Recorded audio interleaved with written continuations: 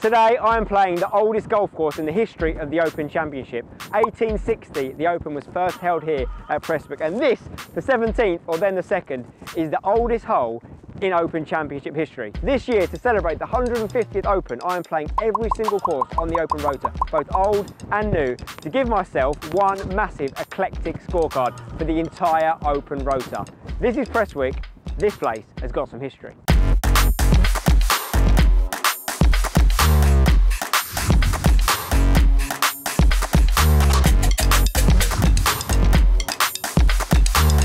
Right here, the first shot ever hit in the Open Championship in 1860. The original layout was only 12 holes, and this was 578 yards that way. Basically, back then, would have been a par 6.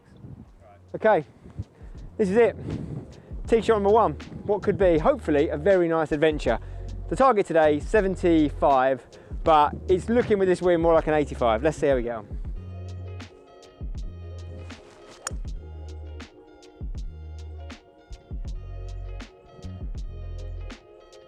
So now I've hit my first tee shot at Prestwick, where the first ever Open Championship golf shot was hit. I'm going to tell you how this series is going to work. I'm going to be playing every single course on the Open Rota, old and new. Now luckily, I've already played some of them. In order for the round to count for this overall eclectic scorecard, I have to have played it in an every shot shown video and have every single shot validated on camera, or have been in an event where a scorecard was kept. So as you can see below, I've done recently the Old Course St Andrews, I've played Royal Port Rush in the Open Links Invitational, I've played Royal St George's, and I've played Carnoustie, all on camera, so those ones are in the books. Now, in this series, I am chasing down some of the best players to ever play the game. As you can see on the scorecard here are some of the biggest names in golf who have played every single Open course on the current Rota. I've got their scorecards so far for the courses that I've played as well. So here's where we stand right now. For the pros that I'm chasing down, it's their scorecards eclectic for the current Open Rota. And I'm taking the last competitive round they played. So for example, Rory McIlroy's last round at Birkdale, that may have been a Friday, it may have been a Sunday. The last time he played there, that's the scorecard that counts. And to give me a slight advantage, I'm going to need it, let's be honest, I am playing the old Open Rota courses as well, which is going to give us a chance to see some great Open venues we haven't seen in a while and learn a lot more about the competition. No more so than right here at Prestwick. I'll be playing from the tee of the days, sometimes the championships as we get further in the series. But for today, I'm on the members' tees at Prestwick, currently 6 under par on my eclectic through 4 rounds. The goal today, to shoot my handicap and to get as many birdies as I can and chase down currently Ricky Fowler. So, a first hole, tap in par. Interesting hole with that railway down the right-hand side. And we get the series off and running. Very good for the scorecard to settle things down, but not so great for the eclectic, where we do need a birdie on the first still. Right, we're on the second hole, but this is the 17th, which was the original 2nd. And this is the only original hole left on the golf course. And the reason we're looking at it now is because we won't see that green. It's called Alps. You come from over there. There is an enormous bunker in that dip, which we'll get to hopefully look at, hopefully not in it when we play it later, but that is the green. Completely blind. It's going to be a real challenge.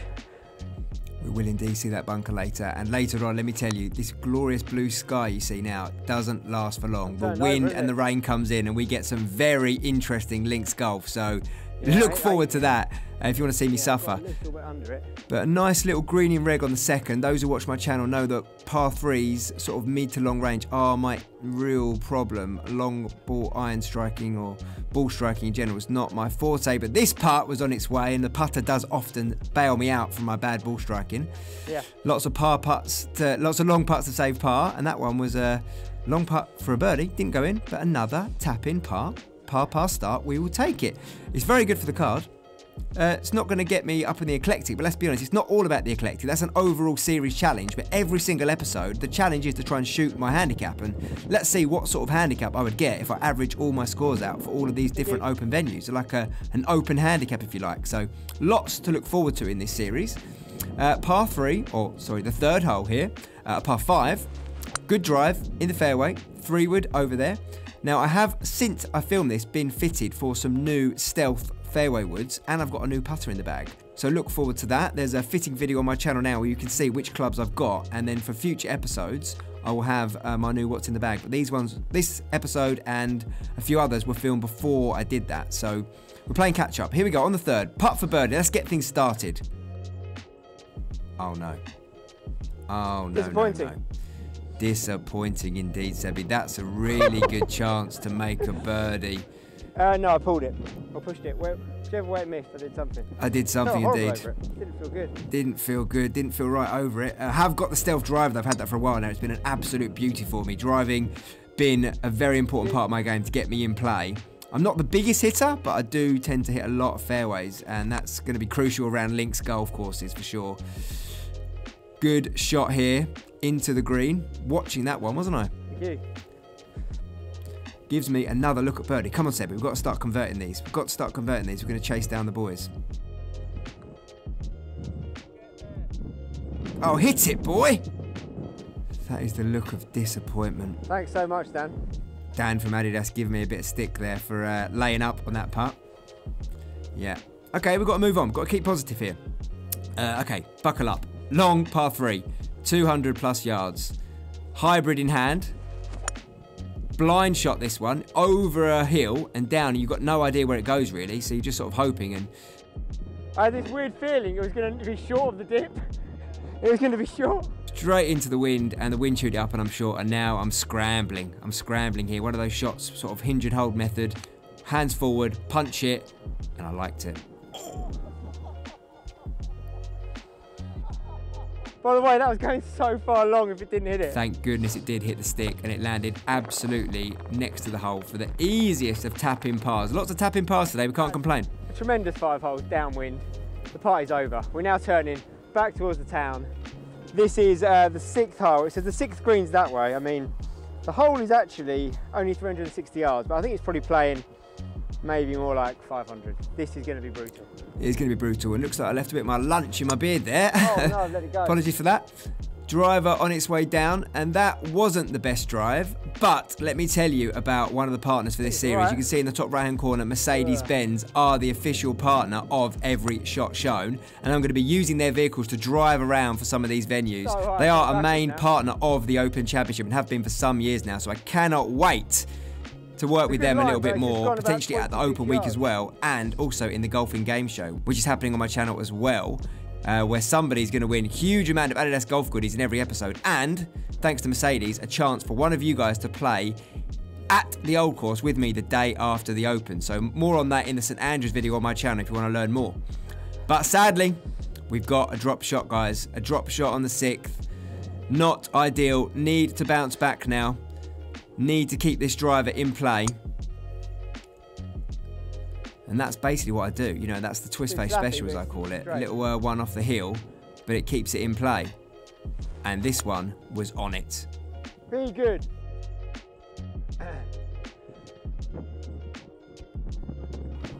I loved it. That's a really great one. Not too close to the hole, but just to get the chance of birdie on a long approach shot for me is massive. And this one's in. Here we go.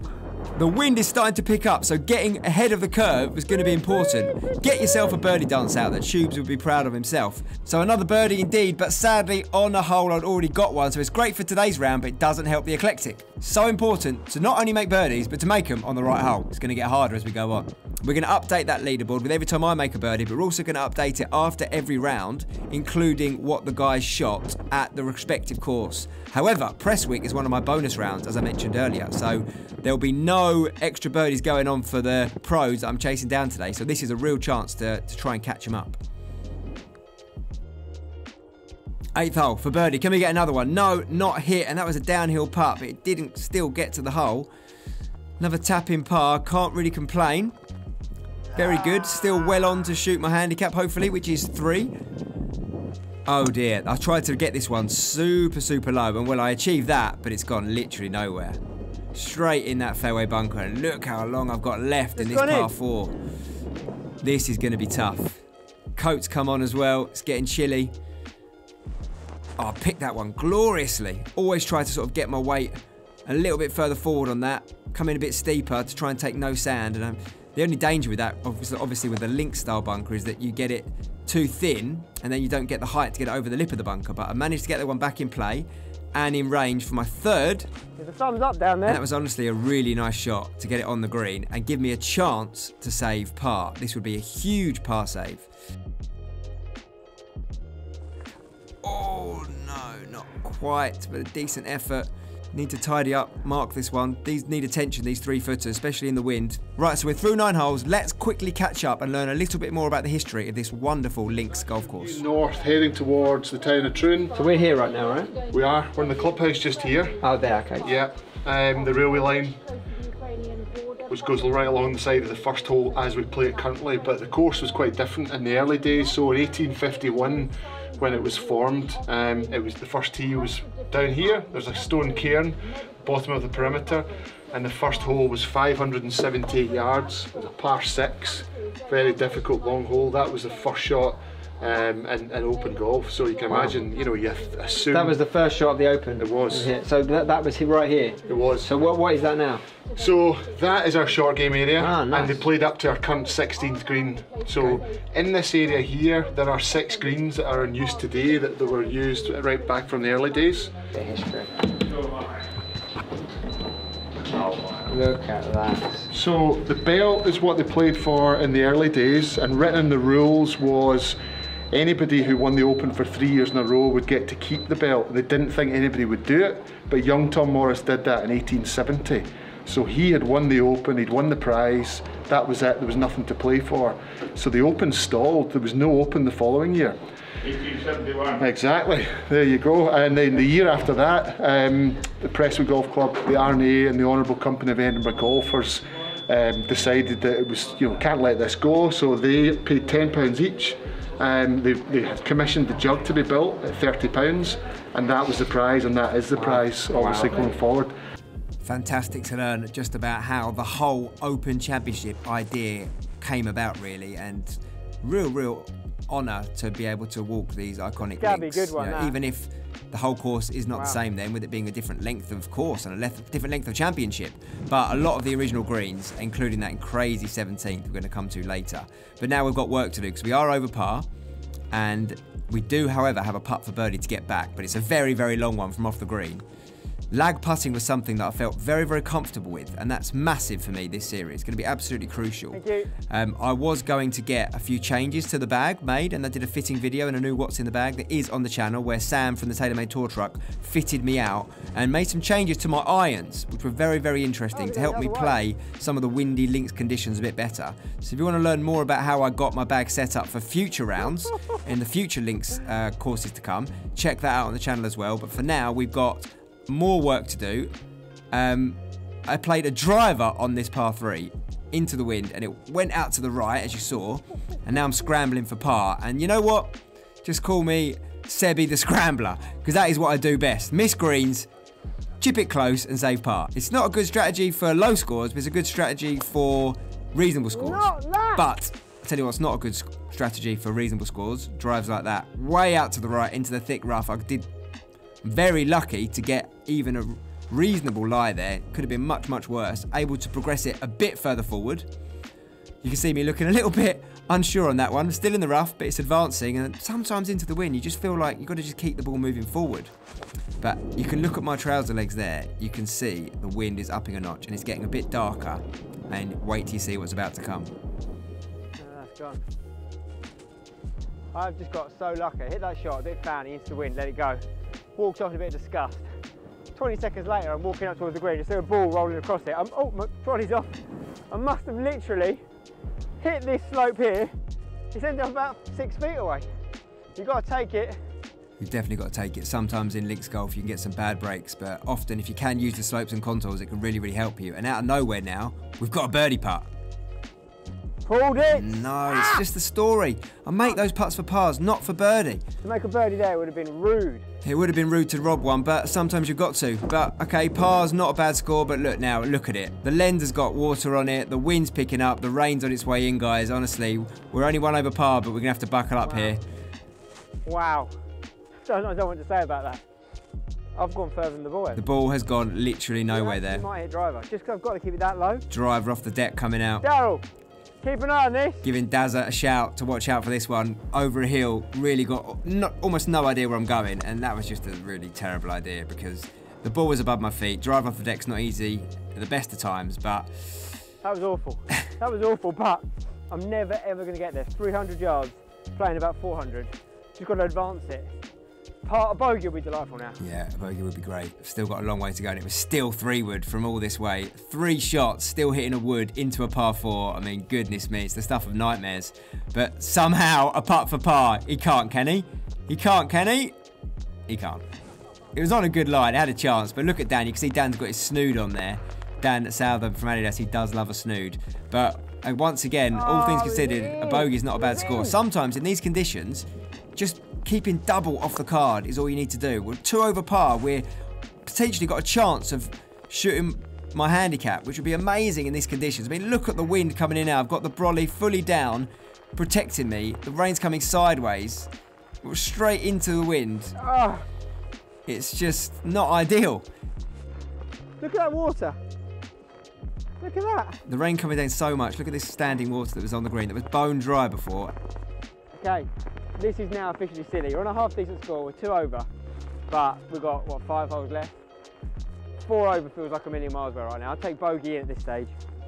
I've got 201 yards. I mean, it's everything I've got and more. There's no way I can get there. Might have to try to drive off the deck again. Let's drive off the deck again. I'm persevering with it, and I've got one, guys. I've picked one. I've picked one really nicely there, and it's just come up a little bit short of the hole, or of the green, I should say, and the putter's out. The putter's out, the wind's on, the wind's straight into. I did have a really good feel for these days. I was just felt confident about pace, and it was pushed out to the right, but look at that pace control. Oh, I've got a round of applause. It must be all right. It was all right, and these are the ones that I tend to make for par. And I've done it again, off the right edge into the cup. Woo! I need to get that mentality better when I'm making birdie putts. I need to get more aggressive. But right now, birdies feel like the least of my worries. I'm just trying to shoot the lowest number I can on every single hole. And this one was pushed out to the right a little bit, and look at that face. I knew there was trouble over there, and I'm lucky that the pin's in sort of a bit of a tricky spot here. Top of a ridge, lots of problems, and yeah, I just did not get it up there, and it's rolled back down, sadly, so still not on the green. Now my 3rd shot on this short par 4, and that's not great either, really, is it? That's just not great. Worried about coming back down again, and now I've got a downhill one for par. Not really ever threatening the hole there. Those ones are just so tricky. Look how far it's gone on now. Slow down, ball. No. Okay, this could be a big moment for bogey. Woo! I did not want to double it. Take that. Okay, double is avoided. 16th, another short par 4. Better drive this time. Still down to the right-hand side. And again, more problems short right of this green. Going to be a real tricky one here. This is obviously downwind onto a downslope. I've got to try and land it. It's a very difficult shot. The only advantage with this one is there was more green to work with behind the downslope, so I could be a little more aggressive knowing that it's got room to roll out, and I absolutely clipped it, guys. I clipped it so nicely. Look at that.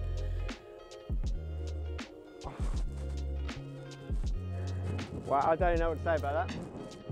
I was so worried about doing something silly there, and to put it that close for a chance for birdie. This one's in. Tell you what, it nearly missed, didn't it? Look at the delight, the relief, the elation. We're back to 2 under. Another birdie on the scorecard. Another one to chase the guys down.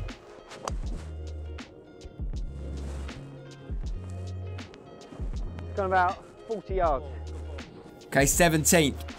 Yet another driver off the deck, and I'd got the feels for it now. This is that one with that massive bunker we spoke about earlier. So bad, and it's a layup. And I've now got to go over that bunker.